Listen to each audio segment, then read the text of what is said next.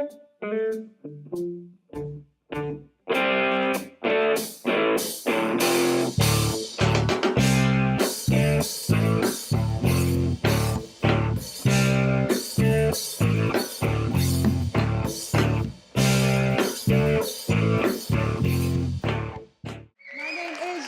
Niles. I am a First Nations Mi'kmaq and Black woman from Sipekne'katik, Nova Scotia.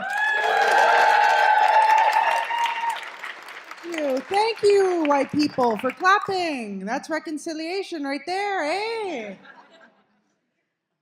I know I'm just out here looking like a lesbian, eh?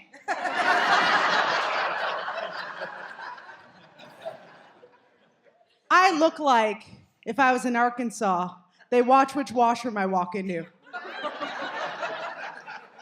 Is that an auntie or an uncle? It's both. I'm an ankle. Do you like the suit?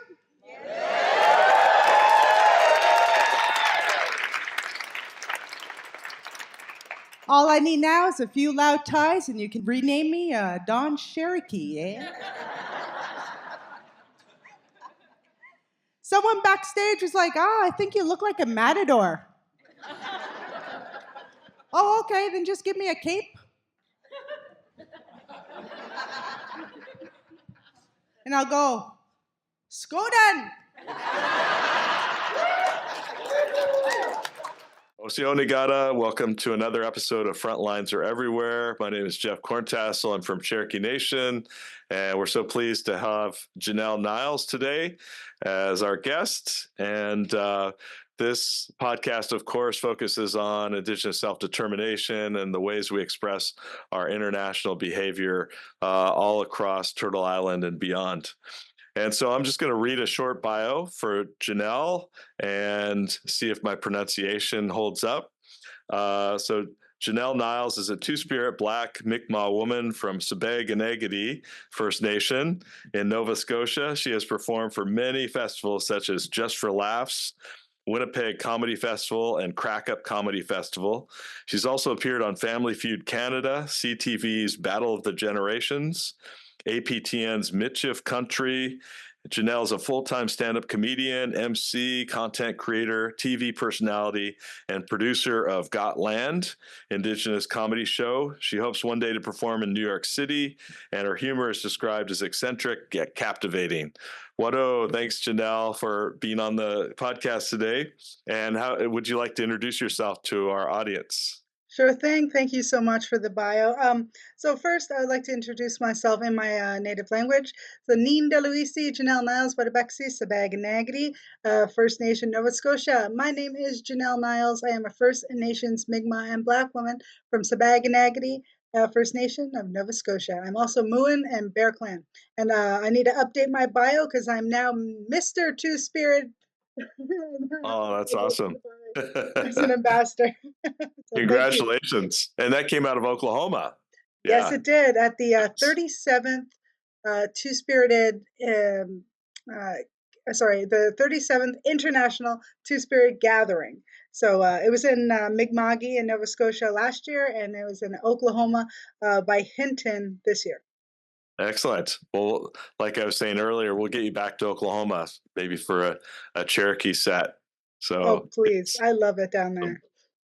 Excellent. Well, the first question is pretty broad, and we focus on Indigenous internationalism, and we talk about it as kind of the ways that we're inherently international as Indigenous peoples. We're always engaging with each other as Indigenous nations. We're doing trade together. We do diplomacy. Even today, we can think of this as a Mi'kmaq Cherokee engagement. And so, my question for you is, how do you view this term? Does this term resonate for you, or how do you think of Indigenous internationalism even in your own life? When I saw the word internationalism, I was like, "Whoo, that's a $10 word right there." I haven't seen a word that, and I had to look it up because you can see the word and you kind of know what it means, but I had to double check because I wanted to make sure that my answer was correct. When I think of Indigenous internationalism, it is having us be aware of other Indigenous identities across the world, and not just Turtle Island. Turtle Island has so many First Nations and tribes and clans and cultures, but we have the Maori, and they're blowing up right now because they did the Yes. haka in their court, and I was like, oh, that is beautiful, and that is internationalism expression when it just like blew up the internet, and everybody's talking about it and why and how and what did it mean, and seeing another Indigenous culture able to express themselves in their own traditional way. It almost inspires other Indigenous cultures across the world to kind of step up for themselves. Here in Canada, we had the Idle No More movement that sprung up in 2012. How I see Idle No More, there was an initial action for Idle No More, but how I see it, it gave us permission, ourselves permission, to stop being so humble where we have to stay quiet about the atrocities that happen to us, and we're giving ourselves permission to speak up. And as the youth who are have no fear, we Yes. we latched onto it, and I actually think because of the I Don't Know More movement, I exist because I was able to like, okay, now I can speak about the stuff that happened in the past, tackle those tough topics, and when people across the world and across the globe probably see my comedy, which is very political and dark and to the point. Maybe that we can also inspire them to speak about the atrocities that happened there, so we don't repeat the past. But with internationalism, it's sharing ideas and also culture, but uplifting each other to keep stepping forward. Beautiful. Yeah. What up for that? Yeah. And I miss those round dance revolution, you know, kind of behaviors and doing songs in the malls, you know, right around Mhm. this time of year when we're disrupting the shopping. We're kind of, you know, like you said, is really asserting that voice Mhm. and asserting our cultural, you know, practices in such a beautiful and elegant way. So yeah, what for that. When Uh, that happened in Ottawa, we had a huge drum circle right downtown, and I was like, I wonder if these white people think, oh no, is there another Oka crisis? What's yeah, happening? exactly. Exactly. It was always, yeah, it definitely caused them pause. I'll put it Yes. that way. Anytime they see us mobilizing and, you know, 10 or more indigenous folks, they get worried. Don Kelly, my mentor, has a joke about that. He says if there's more than two of us, the government classifies us as a gang.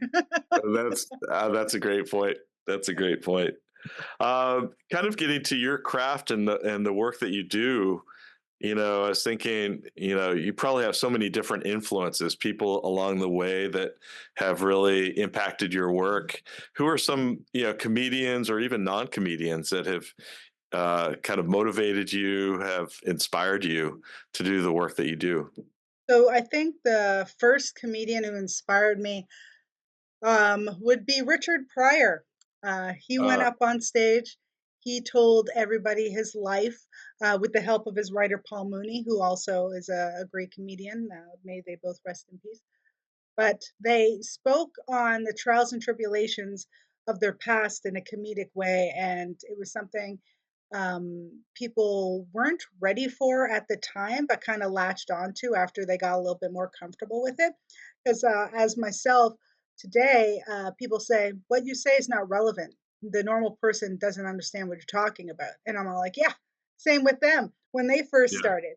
yeah, George Carlin, Richard Pryor, Paul Mooney, Larry David, they all had to kind of crawl.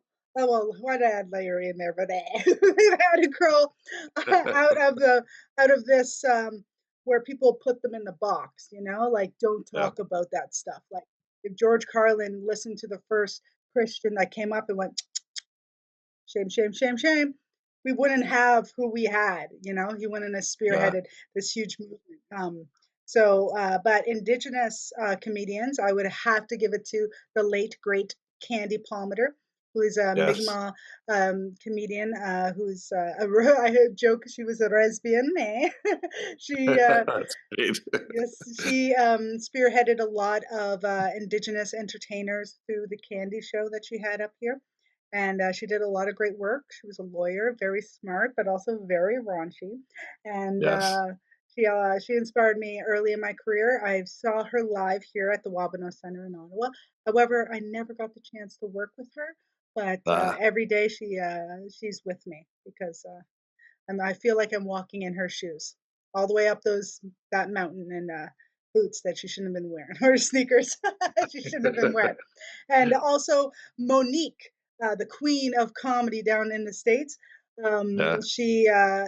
She said something early. Um, I'm not sure exactly when, but it was way before I became a comedian. But I wanted to become a comedian, and she had a fight with Netflix because Netflix was only going to give her $500,000 when Amy Schumer was getting 2.5 million, and she's like, "But I'm the queen of comedy. I'm Monique. Everybody," and they're like, "Well, Amy's," and she's like, "The disparity. How dare you? I'm insulted. The level of disrespect." And she went on TV and said, "I need to fight this fight because I'm fighting for the little girl who isn't here yet." And I'm like, "I'm that little girl. Like, that's me. She's fighting for me for when I become a comedian." And I'm so happy. Thank you, Monique, for fighting for us because I have that drive now because I'm fighting for the little comic that's not here yet as well. What for that? Yeah, and it's so important, right, to think about how comedians like yourself can pave the way and create these new openings for comedians, humorists, storytellers down the road, Hmm. and that could come into these spaces now and do the work. And we lost Candy too early, right? Yes. And so, yeah, for that. Um, yeah, and I was So thinking. also, I'm so sorry Oh, to sorry. interrupt you. If you see me in my pink suit, I bought that pink suit to pay homage to Candy, so I look like a piece of candy. That's when Oh, you that's see me in my perfect. pink suit. Yeah. Perfect. I was thinking about the process of joke writing, and you probably have daily inspirations, right? You probably even I'll know I know sometimes you're in a grocery store or you're in a line for something, and you get an inspiration. What does your process look like when you're writing jokes, when you're in that One, s- mode? one Oh second, yeah, I'll show you. oh, sure. Okay. So every comedian, we have a huge list on our phone of jokes on the go, one-liners. But I'm a big note taker. Oh Um, yeah. if I was ever a serial killer, they'd find me because I probably have a note about it. You Hide write your body. whole process, set up, punchline. Yeah, Yes. And I want to kill. show you, I wrote all these jokes during the pandemic, Oh and wow. I've only like scratched the surface. So all these jokes I made during the pandemic, there's a lot of meat and potatoes in here that I need to get to, but this is my writing process. Oh, Write that's it awesome. down, and you know what? I bet you 25% of this, I don't even remember where I was going with it. That's Yeah, yeah, exactly. Sometimes it's a funny premise or something that I think Joan Rivers had 3x5 cards, and so she yes. had file cabinets full of 3x5 cards, all Oh, jokes. Joan Rivers. Yeah, yeah, she was amazing too. Um, the phrase "laughter is medicine" is used a lot, and I I I really think there's a value to it because there's so much healing that happens with laughter. Hmm. I've and just looking at the effects that laughter has on the body, it's like doing an internal jog, right? It's you lose calories, but you also create dopamine, all these positive things that happen when you laugh. Um, what does that term mean to you? That phrase mean to you in your work, and it's such a how would I say it? Such an honor, right? To help other people laugh and work through difficult situations. What does that term mean for you? I've been really thinking about how healing through humor and laughter is medicine. And I like to compress things and to simplicity because I find if you are too wordy, it becomes convoluted. So, healing through humor to me is exposure therapy, but in the best kind. Um, there's this in therapy. There's this. It's called the white rabbit syndrome. If you scare a baby or something with a white rabbit, they're always going to be afraid of white fluffy things without them even knowing about it, you know. And Right. it's just like, but if you introduce that white rabbit in a more happy, playful thing, then they can almost heal the trauma slowly and gradually. So what I do is I tackle those tough topics, and and I expose people to those harsh words that they don't want to hear or don't want to think about in a different way, in a humorous, light way. I'm not making fun of these topics. I'm calling attention to them, and I'm also trying to release the burden and take the onus off of the victim, if you will, because sometimes we get that mentality where we believe that um, oh, I don't even want to say it out loud. See, it's, I also still have it where they're like, "Are we doing too much?" Or if we just, it's that stuff we had before the "I don't know more" movement. Is that Yeah. we don't want to stir the pot. We don't want to look like the bad Indian, you know. And I Right. hate that. Right. I hate that. Who's the good Indian? Who's the bad Indian? Who's the sober one? I'm like, ah.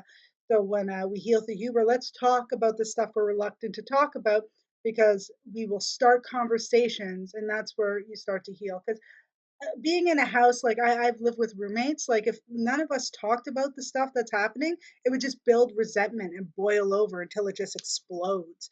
But if we can have Absolutely. like levels of dialogue, then there's some work and healing. And I think that I do that with the rest of Canada and the non-Indigenous folks as well, because I perform in Ottawa, the nation's capital, and I perform for a lot of white crowds, and to get them on board with what I'm saying is work. But I love a challenge, and the best thing is when people come up to me. It's very healing when someone's like, "I didn't know that." I'm like, "Boom, got you," in the best way. So Yeah. that's And it's such a beautiful thing too if you can get them laughing at themselves, yes, in the sense of, oh yeah, I am kind of colonial, or I am kind of I yes. do Or I didn't these know other we were things. doing that. You know, Yeah. yeah. Yeah. Oh, I love that. Do you see them squirming in their seats sometimes during your set? Like, should I laugh? Should Yes. I? Yes. That is one of the things that happens. It's like you are allowed to laugh. And I'm not Hannah Gadsby. I'm not going to be like, oh, I will never do separate self-deprecating humor. I'm like, no, I had to stay humble. So all this Yes. self-deprecating humor, because my family takes the piss out of me all the time, and I shoot back at them, and I shoot at myself, and then we shoot at each other, and it's like, and it's just a friendly ripping, you know. And Yeah. I do that with the crowd as well. Like last night, I was at Yuck Yucks, and one guy sat in the front row, and all the rest of the front row was empty. And I was talking about a new joke I have called the Baby Mama Projects. I'm like, you look like you fathered some of those kids in the Baby Mama Projects. And he's like, nope. I'm like, I think you might not know if you have any kids there, but I guess all your baby mamas didn't show up Yeah. the front row. It was like, but I was like, he was on board. We fist bumped, and he was a good sport. And Oh, yeah, that's it's great. it's like that with the audiences. It's harder though in rural Canada. 30 minutes outside of the city. When I say it's work in a political city, like it is just like it's torture in rural Canada. And I normally just switch the crowd work, because as much as they don't want to hear me talk about myself, they would love to talk about themselves.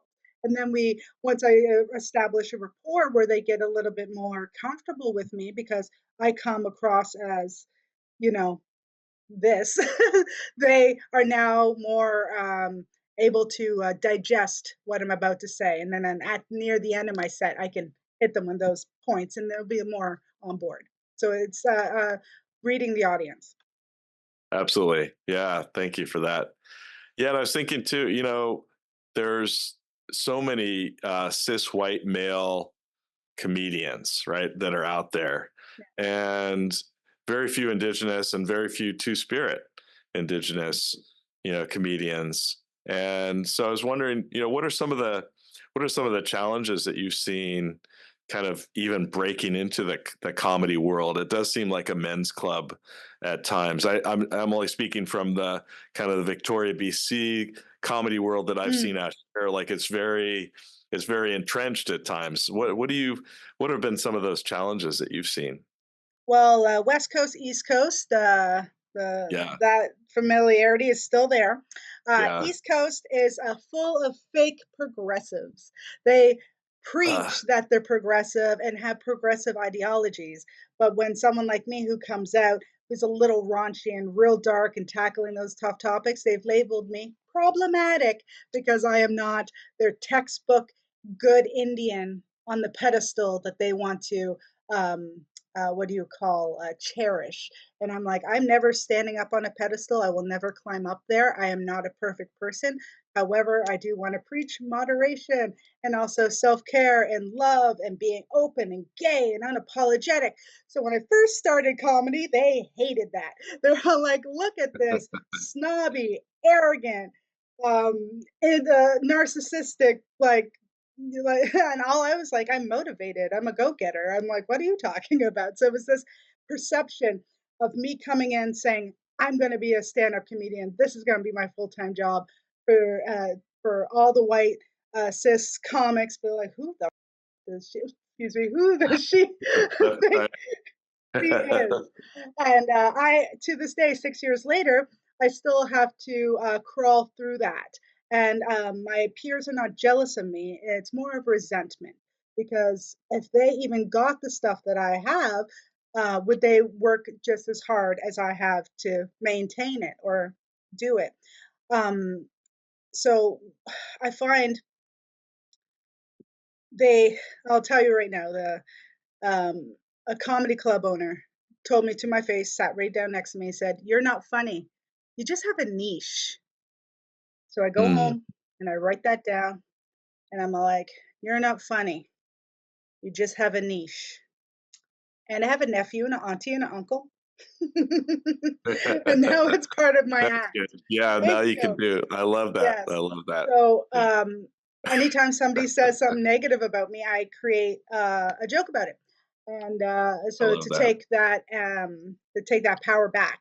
And the people who have said that to me, these things that I say on stage, hate it when I repeat it. They're like, "Oh, we were like," because they were jabbing me, right? And I'm all like, Yeah. "Nope, nope, thank you, thank you." Then now it's like, now we can't say anything to Janelle because she's just going to make a joke about it. Good.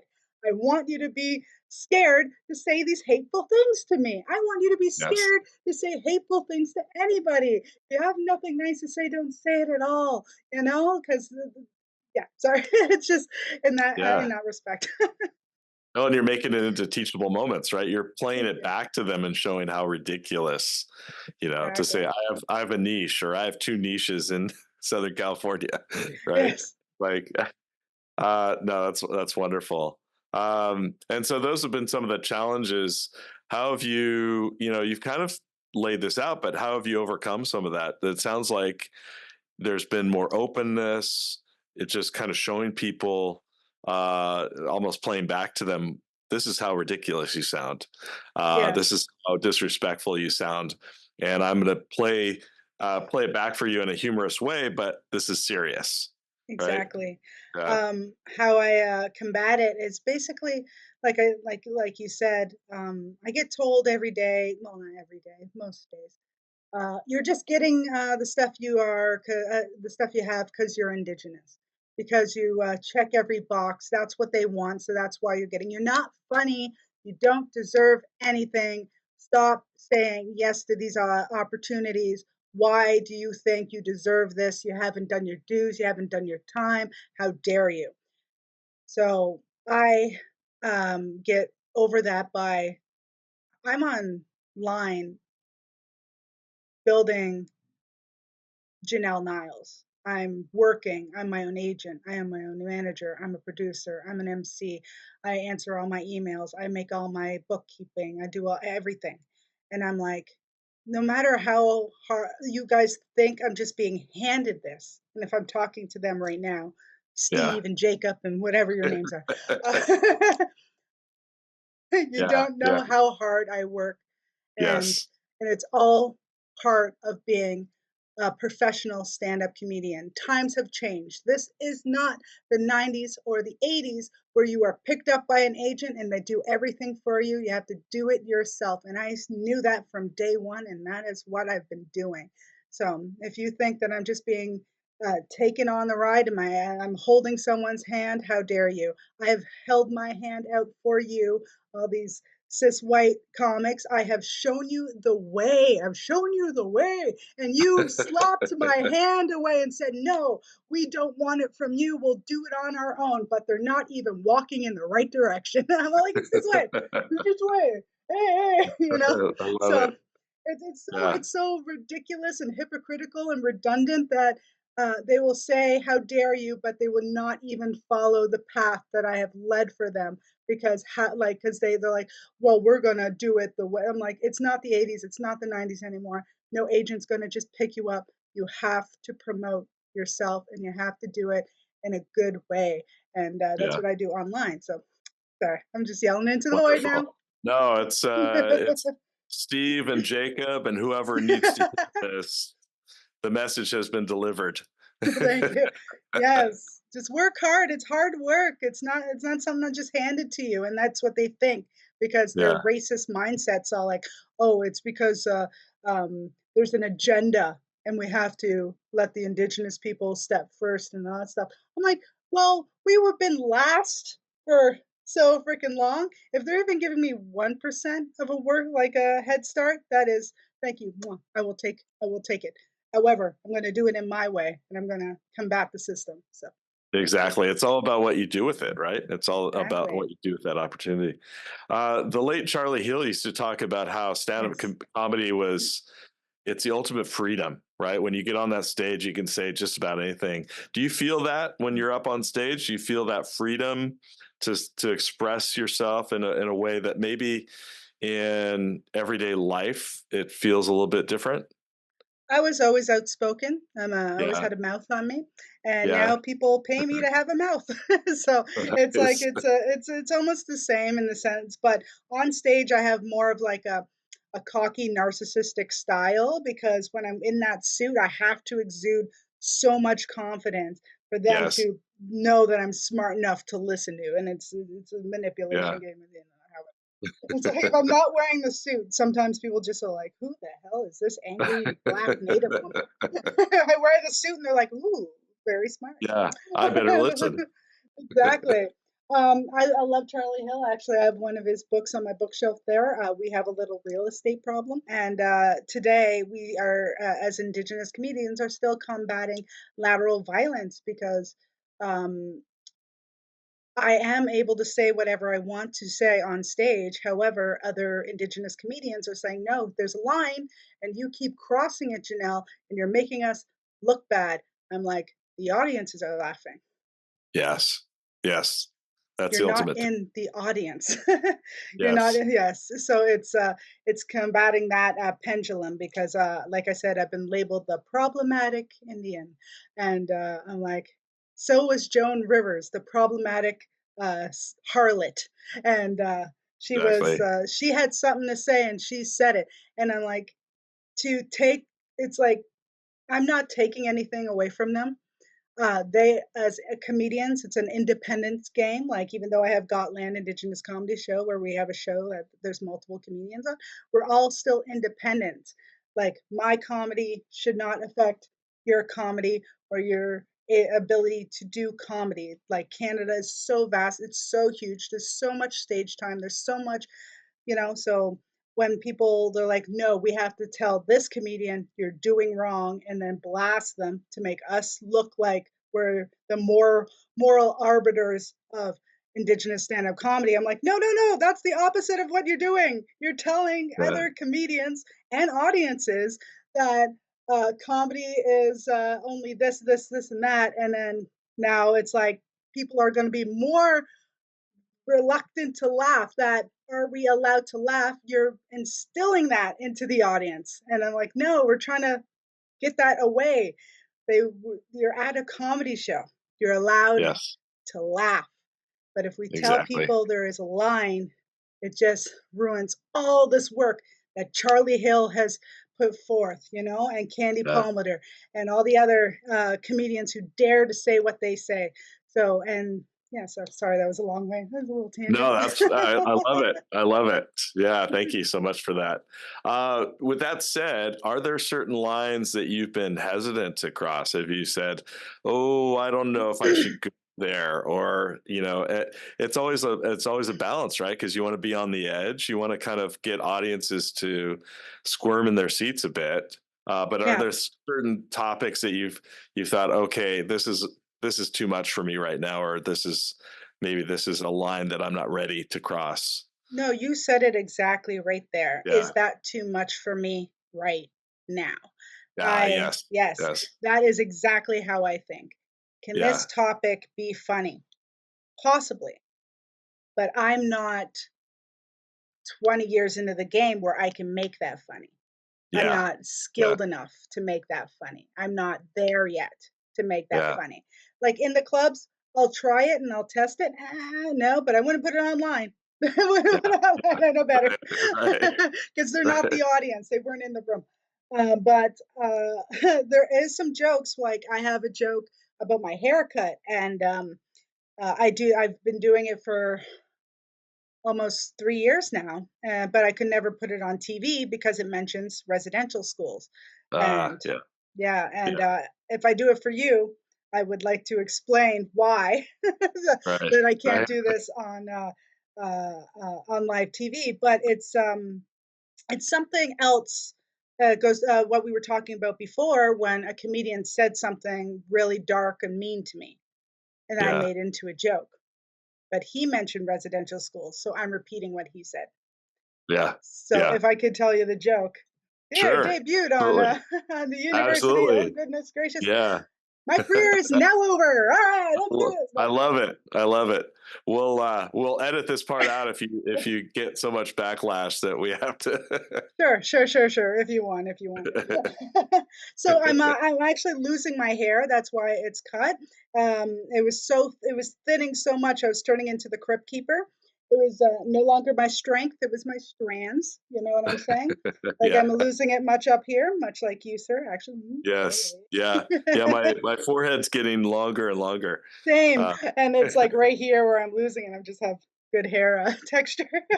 um, So I remember the first day I cut my hair, I go to a comedy show here in Ottawa, and another comedian walks up to me and he's like, "Huh, you look like the ghost of the residential school kids." And oh my man. jaw dropped, and I looked at him. I'm like, "How dare you? I look like Kim Jong Un with a sex change." That's great. So I love that it. was thank you. That's the joke. But so when he said that to me initially, I was like, "Can I have that?" He's like, Yeah. "Why?" Because he knew he was jabbing me, right? He's like, Yeah. "Why do you want that?" I was like, "Because I'm never gonna let you forget it." And how It's dare you say that to me? it's part of your set now. Yeah. Yes, exactly. But I can't say that stuff on TV. Even Indigenous people on TV can't even mention it, even though my father went to Indian day school and my Yeah. grandfather went to residential school, who is the Yeah. funniest man in my nation is Sipekne'katik. He Yeah. my grandfather Stubby, he has the darkest, most dirtiest sense of humor and everybody knows it. And I'm like, if he can have a dark, dirty sense of humor and he went to residential school and that's the way he heals, I'm like, why can't his offspring continue that? And Exactly. exactly. Exactly. Yeah. So, You continue uh, that work. Yeah. No. exactly. Yeah. And you pointed out a really good. You made a really good point there too. Is that someone said that to you, so you can. It's easier to incorporate it. Say this person said this to me, Yeah. and this is how I responded. Right. And so it's kind of countering that statement. So And you know yeah. what the most ironic thing about that is? The comedian wasn't even white. He was Lebanese. Oh, he's Lebanese. Wow. I know. That's wild. Everybody assumes it's some white guy. I'm like, not at Yeah. all. Wow. I know. Oh, I yeah. know. No, it's well, and there's so much of almost like an educative function of humor, right? Of teaching people, hey, this is not cool. What he Mhm. said. But I'm going Exactly. to come back at you with a joke. I'm That's going to come that's back to you. that's what I do. I tackle those tough topics through humor. It's literally my shtick. I'm biased and you're biased too, but I think Indigenous peoples are the funniest people on the planet. Oh yes, Do you subscribe to that? Do you think? one hundred Yeah, percent. yeah, Like everybody in Mi'kma'ki is a comedian. Like when I go yeah, back down home, everybody's just cracking jokes. Everybody is so funny. And it's actually yeah. our unofficial eighth sacred teaching. And I learned that from Stephanie Panguish, who's part of the Deadly Aunties. She said it once on a Zoom like this. She's like, we heal through humor because humor is our unofficial eighth sacred teaching. And I was like, Yes. I'm gonna say that's amazing because that's true. Because everybody, we heal we heal through humor in the sense of if we're not ripping on you, that means we don't like you. You know, Yeah, it's it's part of the true. whole thing. Yeah, That's and what I told folks. If they're not teasing you, you're not cool. exactly. Unfortunately, in the stand-up comedy game, if they are teasing you, sometimes they hate your guts. That's true. That's Yeah, true. Yeah, even not to go too far down a rabbit hole, but the late Vine Delora Jr. wrote about humor in Custer Died for Your Sins, and he said humor is essential for political movements, right? So Custard died for I know. Custard died for his sins. It did. It's true. he Oh, had the best. He had the best book titles. oh yeah. God is red. Red Earth, Yeah. White Lies. My first comedy special, I know what I'm going to name it. I've had it in my head since I was like a child, like when I was a teenager, when I wanted to first become a stand-up comedian. And it's going to be titled something people are not going to expect, and it's going to be called Whitewashed. And Ah, it's because that's what I was called growing up by my mom, who's black, who was a single mom. And anything I did that was anything like perceived as whiteness. She would call me whitewashed because I ah, read a lot of books and I like to go to school. And I was like, how is that? Because she had this weird delusional way of thinking that because I lost my black scent because I was talking like all the gifted kids that I was hanging around, you know, all the white ah. rich kids I was hanging around, and I started talking like them. And she's like, you're using all those long words. Why are you saying like you sound so whitewashed? And I'm all like, one day I'm gonna be on TV explaining how redundant and stupid that sounds, and also sharing my experiences growing up, just fighting to have an education and fighting to Yes. be the person I am today. And it's I am black and I am native. I have no whiteness. However, I do. I am grateful for existing in a free country in a free world. So that's Yeah, one thing that absolutely. white people get mad at us all the time. They're like, "You guys sound like grateful." I'm like, "Wait, you didn't let us have this. That's the difference Yes. because that's the white supremacy. We let you." And I'm like, Yes. and that's me fighting back, saying, "No, we have rights. We are human. We all bleed." And so, Exactly. We fought yeah, for every square inch of our exactly. dignity and our reclamation. Right? Yeah. Yeah. Beautiful. I love that. Um, yeah, and I think I want to see that. I want to see that comedy special. I'm excited to see that.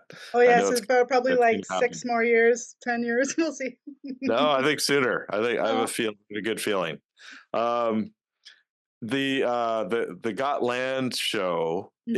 is such an important venue because you're bringing it up all sorts of different Indigenous comedians from all over Yes. Turtle Island and maybe even beyond. What's the origin story of that? How did that come into play? So I really like milk. So got milk, got land. A um, great title. right. Thank you. So in the nation's capital here in Ottawa, in Anishinaabeg territory, there was a lot of Indigenous comedians. However, we were tokenized, and there was only one Indigenous comedian on a show at a time. Not on every show, but like that's what I noticed. I was like, hey, there's like 8 of us around. Why is it only one of us at a show at a time? Like we all asked for the same.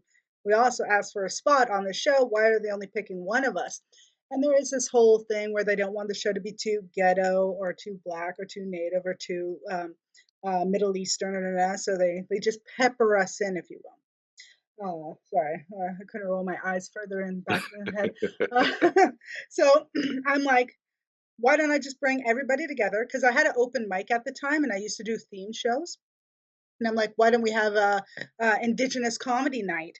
And so I put all of us in a group chat, and I'm like, what should we call it? We're gonna have Indigenous comedy night, and everyone had these long, convoluted names, and I'm like, no, no, no, no, we need something short and sweet, like Got Land. And they're like, boom, you have it, Janelle. I'm like, oh, Perfect. okay, cool. I didn't need your Perfect. help. No, Yeah. I did. Wow.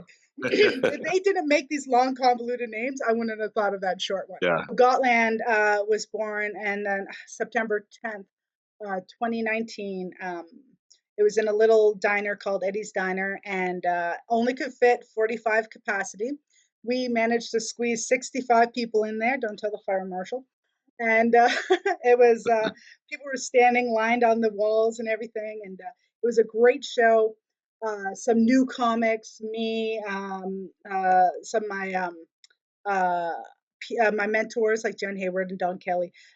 They were all there, and when I got off stage at the end of the show, someone grabbed my arm and they're like, "When's the next one? When's the next one?" And I'm like, "Next one? Uh, uh, let you know." And I was like, a lot of people kept asking, they're like, "When's the next one? This is amazing." And then boom, Gotland Comedy was born, and ever since the last 5 years, we have just been continuing to grow. We have 35 comedians on our roster right now, and I'd like to let everyone know that I'm not an agent or a manager. I just want to promote Indigenous comedians, so you'll find them on my website, and they can all be booked independently. But also, if you would like a Gotland Indigenous Comedy Show, just give us an email and we can bring some of those people together and give you an amazing show. But everyone can be booked independently, and no money if you book them independently comes towards me. It's all towards the comic, because that's something else in the comedy industry here in Canada is certain comedy clubs and agents take 15 to 30% of a comedian's Yeah. funds, and it is horrible. I do not subscribe to that, because we already have to pay in Ontario 13% taxes, and then you're telling me Yeah. you're going to take 30 off the top. What am I making? Pennies. How dare you? Exactly. Especially a show called Got Land. It's like, where's the got rent? Yes, right. Got rent. For the stolen land you're on. And we'll make Exactly. sure that we put your website up and email so Appreciate it. that the folks that watch this will be able to get in contact. Right now there's probably several different Indigenous comedians that are struggling in small clubs, or struggling to find their voice in places like Red Deer, or up north. What would you say to aspiring comedians, especially given the struggles that you've faced, and what we're seeing is maybe greater openings now for Indigenous comedy? So, if you're an Indigenous comedian or aspiring Indigenous comedian, and you are in a remote town or area, but you still have internet access, I would put yourself online doing little comedy one liners, little skits, little something like that, just to let people know that you exist. Because the second people see your face, they will kind of imprint and know, oh, that's a comic. And um, when you are out there publicly on social media, people might ask, hey, they'll look up your name and area, and they'll be like, oh, I have a little pop-up show here. Would you like to open for us? Or if you're in a small remote town that's by a bigger town, you can create your own open mic, like I did. I created my own open mic here in Ottawa because I wasn't getting any stage time, and I'm like, I will create my own stage time. So you can also do live comedy in a small town around you. But I think the best thing is to get out there, make yourself uncomfortable. People say, "Oh, you should have shame." I'm like, no, shame is for Christians. we, that's a shame-based religion. We don't have no shame, because if you're a comedian at heart, it means you're an artist and you have creativity, and you have good intentions. And I would just say, get out there and put yourself out there. And there is no shame in promoting yourself because you know who you are and you know who you want to be. And in 5 years, you're going to grow like exponentially. I hope if I could inspire you, please just follow me because I am unapologetically myself and I let everyone know it. And I also show people the way. So hopefully, What a yes. what a for that. Yeah, follow Janelle and then you also post clips too. I think Yes, I do. we'll get your sense of which clips we can post on our podcast Oh, for because it'd sure. be kind of fun to show some of your work too. I have a clip of Res Comedy that is going to be, it's being shopped around right now to see which streaming service is going to buy it. But Res Comedy is an Indigenous feature film comedy special, and there's like 8 of us comedians. And I Oh, have a excellent. clip I would love to share with you and your listeners and watchers. Oh, it'd be fantastic. Yeah, thank you for that. We're kind of nearing the end of our conversation, and this is kind of a political question, but it's all Oh, political, yeah. right? And I'm thinking about the ways that colonization has encroached on our lands, and even maybe our humor, right? Mhm. And in ways that we don't recognize sometimes. What do the front lines of Indigenous resurgence and resistance look like for you? Is decolonization is that's what it is for me. I learned my language so our ancestors can hear our prayers. And as much as people don't understand what I'm saying because they don't speak Mi'kmaq here, or especially the white people, they're all like, "What does Walalin mean?" You say it after every show. I'm like, I'm saying thank you.